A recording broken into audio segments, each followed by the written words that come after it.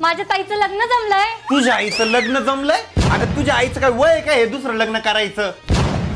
अहो पिंकी ताईचं लग्न जमलंय, माझ्या बहिणीचं. हा, तुझ्या वहिनीचं पण लग्न जमलं? अगं या दुसऱ्या लग्नाची काय फॅशन आली काय?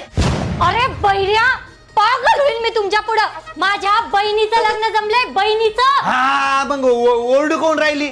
मला सगळं ऐकू येतं, कळलं मला. तुझ्या बहिणीचं लग्न आहे म्हणून मी काय बाहेर आहे काय? नाही नाही, मी बैरी आहे, मला ऐकायला कमी येतं. अय्यो, मग एखाद्या कानाच्या डॉक्टरकडे जा ना.